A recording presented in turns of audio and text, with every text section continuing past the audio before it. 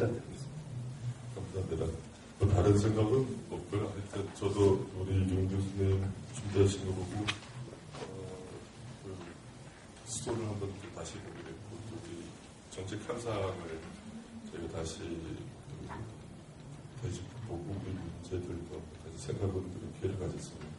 근데 뭐 전체적으로 이제 윤 교수님이 스토리를 이제 해체해서 다시 나름대로의 틀로 이렇게 재구성을 하시는 그런 과정 속에서 한번 이제 일반 논문들에서 보지 못하셨던 스톤의 글 속에 이렇게 깔려 있는 것들을 많이 끄집어내서 정리해 주시고 또 큰 일을 하셨다고 저는 생각을 하고요. 그래서 말씀하신 그 자체보다는 조금 이제 다른 측면에서 한번 좀 이렇게 좀 보면 어떨까 하는 생각이 있습니다. 하나는 제목을 이 스톤도가 안에서 이제 분명히 이제 그런 이야기를 했습니다만, 그런데 이 합리적인 어떤 분석의 기저를 이루고 있는 어떤 가치들이 그 자체가 패러독스컬하다, 뭐 이제 이런 이야기를 하긴 했습니다만, 그런 면에서 보면 합리성의 비합리적인 기원이 될 수도 있는데, 우리가 이제 전체적으로 이렇게 쓰신 내용은, 그러니까 그거를 이제 넘어서서 이렇게 재구성을 하시는 거기 때문에, 제목은 조금 좀 이렇게 달리 좀 이렇게 해주시면 훨씬 더 좋겠다. 뭐 저희 사실 제목 가지고 시비 걸지는 않습니다만, 근데 지금 그러고 계시죠. 그래서 그럼에도 불구하고 뭐 주제 자체가 이제 패러독스니까 그러니까 이제 독자들 입장에서 훨씬 더 선생님의 이 정리를 쉽게 받아들일 수 있겠다 하는 그런 생각을 해봤습니다. 그리고 이제 결국은 중요한 거는 이제 정치나 또 이제 스톤의 이야기가 어떻게 보느냐 하는 것인데, 저는 이제 한 가지 이렇게 던지고 싶은 생각이 됐습니다. 스톤은 이제 분명히 이제 자기 주장을 합리주의자들에 대한 자기의 반론을 던지기 위해서 이 패러독스라는 개념을 통해서 비합리적인 그런 영역으로 이렇게 들어가려고 노력을 했는데, 그런데 그 패러독스를 또 본인이 이렇게 적극 활용을 해서 그 논의는 또 굉장히 합리주의자들이 사용했던 걸 가지고 또 했거든요. 그러니까 이제 의도인지 아니면 뭐 어쩔 수 없다고 생각했는 건지 또 흥미로운 거라 패러독스를 안 해도 계속 그냥 품고 이렇게 지금 글을 보여주고 있습니다. 이제 그러면서 우리가 지금 윤 교수님도 이제 던지셨던 것 중에서 한번 이렇게 볼 수 있을 것 같아요. 자, 그럼 우리가 어떻게 할 것이냐? 우리는 지금 이 스톤이 주장했던 것 같이 뭐 라스웰이든 아니면 사이먼이든 뭐 이런 사람들의 합리주의, 특히 라스웰은 정책학을 이야기하면서 정책학은 메디슨 같은 학문이 되어야 된다 이렇게 주장을 했거든요. 굉장히 합리성의 극치예요. 그렇다면 현상도 합리주의적으로 이렇게 분석이 가능하다 이렇게 보는 거예요. 굉장히 정치하게. 근데 스톤이라는 사람 입장에서는 아니다. 그거 아니고 지금 우리 정치 현실은 완전히 패러독스컬하기 때문에 이 패러독스로 꽉 차있기 때문에, 다시 말하면 물리학하는 사람들은 이거 패러독스를 말이 안 되는 것이라고 보는 거거든요. 왜냐하면 상충돼서 이거 황당하다 하는 의미로 패러독스를 많이 사용하는데, 우리 사회과학은 패러독스를 패러독스컬하게 아주 좋게 이제 보고 있는데, 근데 우리 쪽에서는 이렇게 보면 예컨대 한번 여러분이 기억하시는 게 있으신지, 1932년에 케니치가 썼던 글을 보면 이런 얘기가 있어요. 우리가 갖고 있는 합리성의 능력이라는 것은 주가도 사실 그렇게 별로 제대로 판단을 못한다. 그렇기 때문에 우리 인간에게 중요한 것은 그런 계산 능력만큼이나 동물적인 그러한 정신? 뭐라고 해야 되죠? 애니멀 스피릿이 필요하다. 사실 우리는 상당히 많은 부분 애니멀 스피릿으로 왔단 말이에요.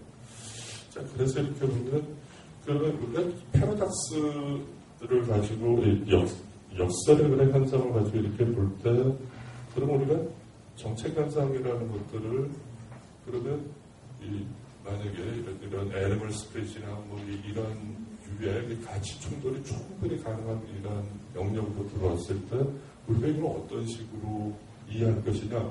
지금 스톤은 사회적 구성이라는 표현을 썼는데 만약에 커뮤니티라는 것이 패러독스로 가진 차이 있고 그 패러독스라는 것을 사회 구성이라는 것을 가져갈 수 있다면 이러한 유의 시장과 구분되는 커뮤니티 속에서 과연 약자와 강자 간의 그러한 힘의 균형들, 다시 말하면 자원이나 이렇게 정책 현상 속에서 자기의 주장을 강하게 해서 관철시킬 수 있는 사람들과 집단과 그렇지 못한 집단들 사이에서 그런 힘의 균형이라거나 이 역도는 어떤 식으로 이루어지느냐.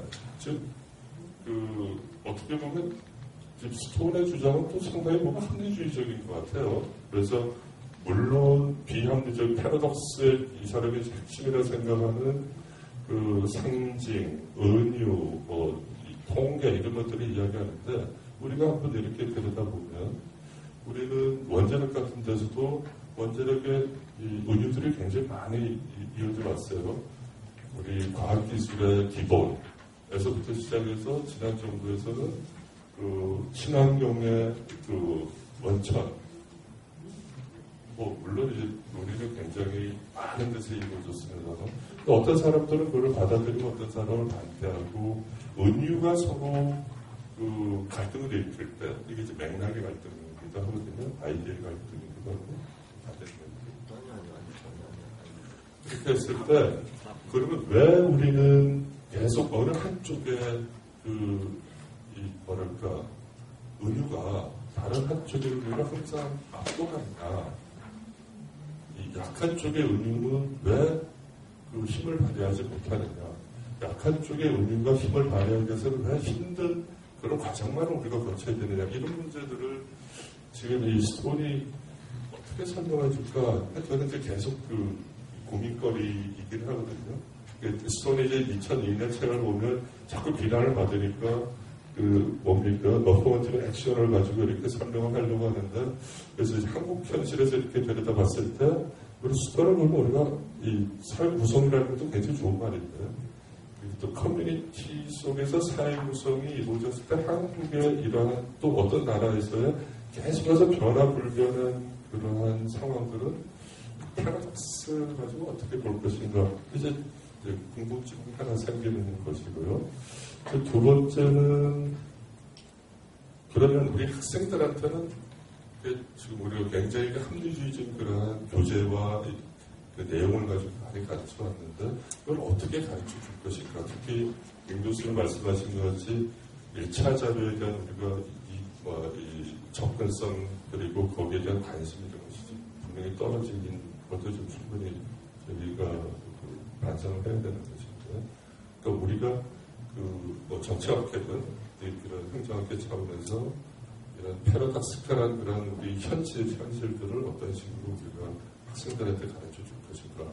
그러면서 저는 이런 생각이 하나 들었어요. 갑자기 떠오른 것이 1984년에 제니 팜의 리블림이라고 하는 교수가 글을 쓴 게 있는데 제목이 A Public Policy Paradox라는 논문이 있어요. 그거를 보면 우리 정보가 엄청 많고, 그리고 지금 우리 행정연구원에도 여러 출연연구원 같이 정책 연구를 하는 기관도 많고, 그리고 의회도 정책 연구를 하는 서포팅 기능도 많고, 모든 데 정보가 엄청나게 산재해 있는데, 왜 우리 삶에 당면하고 있는 어려운 문제는 해결이 안 될까? 이게 이제 패러닥스가, 거대 패러닥스가 이렇게 존재를 하는 것이거든요.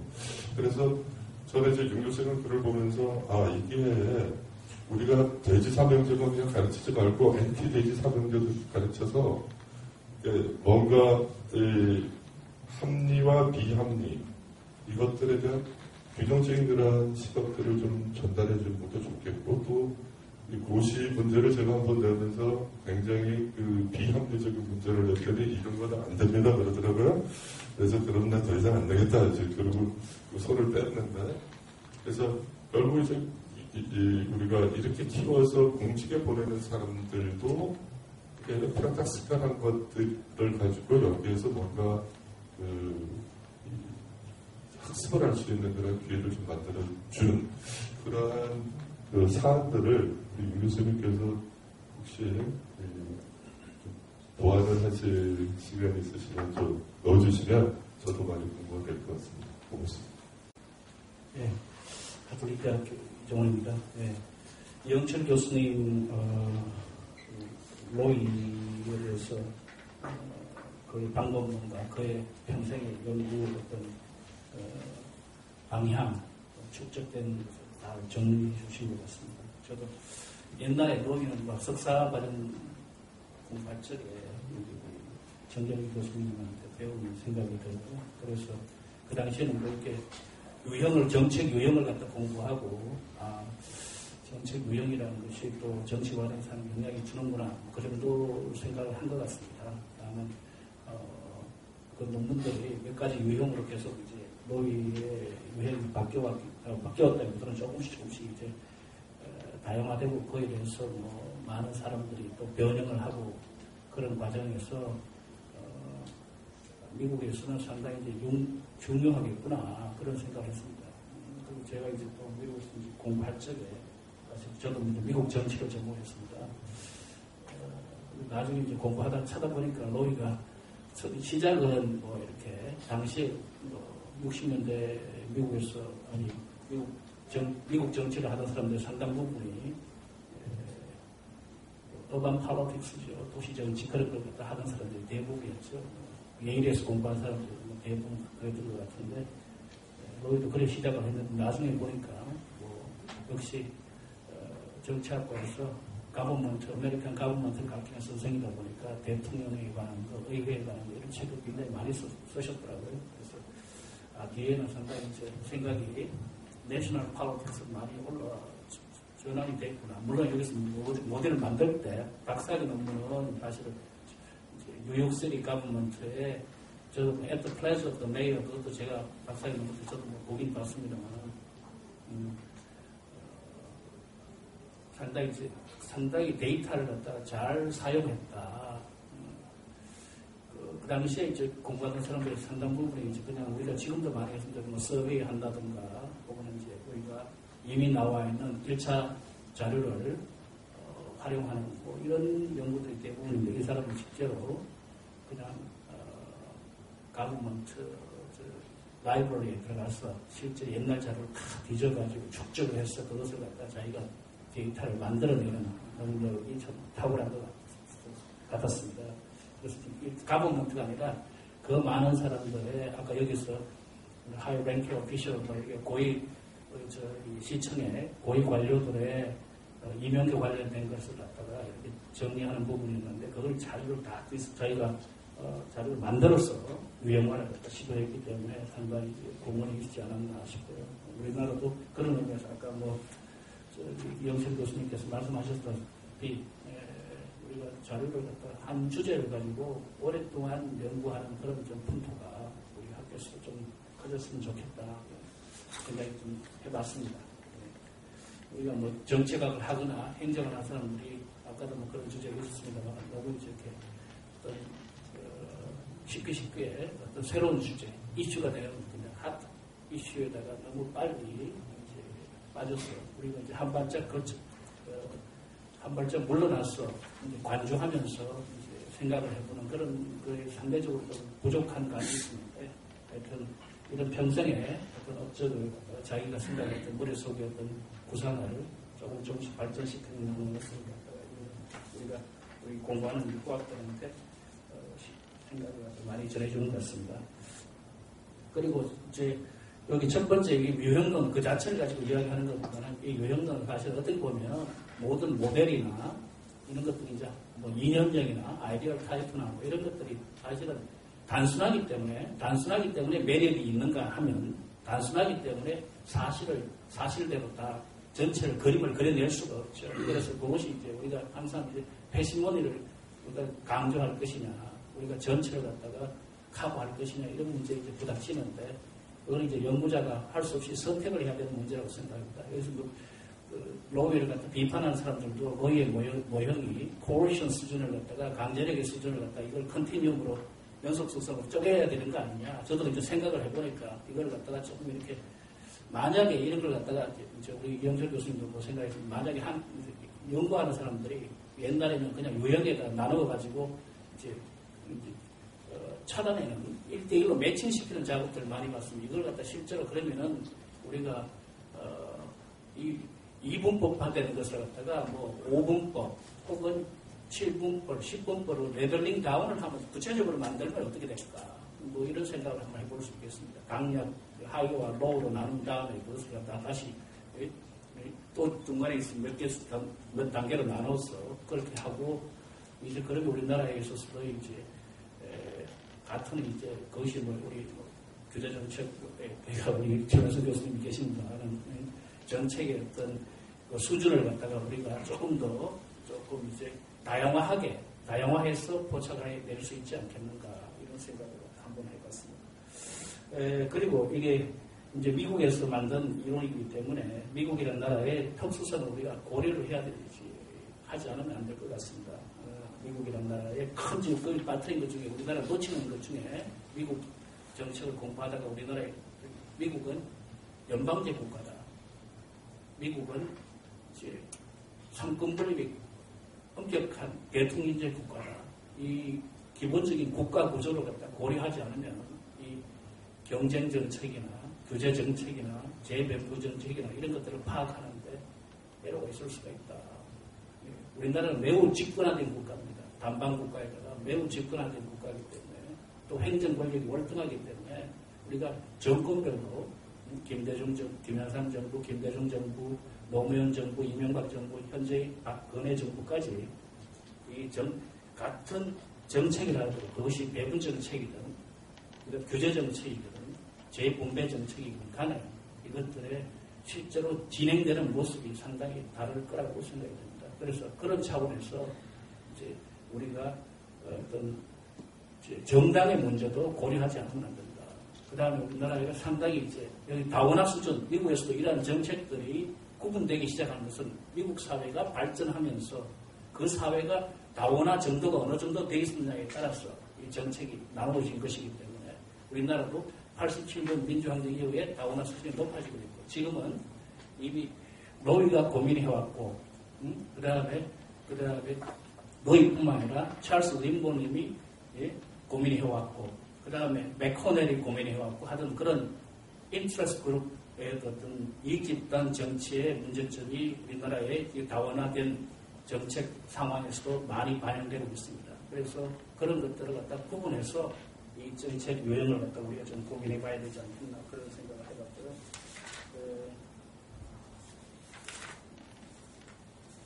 실제로 뭐 많은 사람들이 뭐 그것이 이제 로이 모델을 갖다 바꿔가지고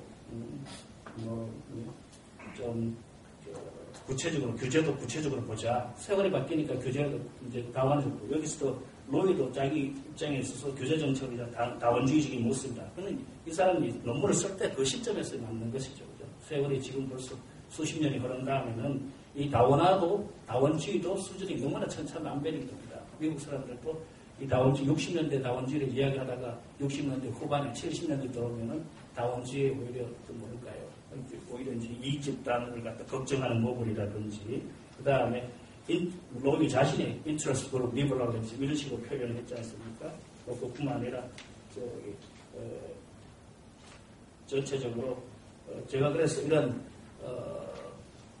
로이가 초기에 시작했을 때의 그러니까 시정부의 정부 구조를 보면서 정책을 갖다가 어떤 생각이 언뜻 들었느냐 하면 당시에 유행하던 이 로이가 다른 정치학자들은 틀리게 오가니제이션에 포커스를 맞췄다 이런 생각을 해봤습니다. 왜냐하면 다른 정치학자들 대부분 이런 조그만 디파트먼트 어떤 국이라든지 뷰로 자체에 대해서 관심을 안 가졌거든요. 그래서 이 사람은 상당히 우리가 말하는 행정학적인 오리엔테이션이 굉장히 강하구나. 이제 그것이 하나의 뷰로 수준에서 생각을 갖다 할 수 있거나, 물론 이제 이것이 뉴욕시라는 큰 시에서 있었으니까 그런 것이지, 뭐 뉴해먼시, 그런 조그만 데서는 시청에서 조직이라는 게 자치기 때문에 거기서 시청 오가니제이션 자체가 정립이 그렇게 되지 않았다, 이런 생각이 들고, 그래서 우리도 이제 우리나라의 이제 서울시나 이런 큰 대도시의 경우에도 이제 우리가 지방자치 좀 하면서 많은 우리나라 지방자치 한계가 있지만 좀 이제 어느 정도 정착이 된다면 이런 식의 좀 작은 비로에 대한 관심도 좀 가지면 좋지 않겠나 그런 생각을 해봤습니다. 하여튼 두 수없이 말씀드렸습니다. 예, 감사합니다.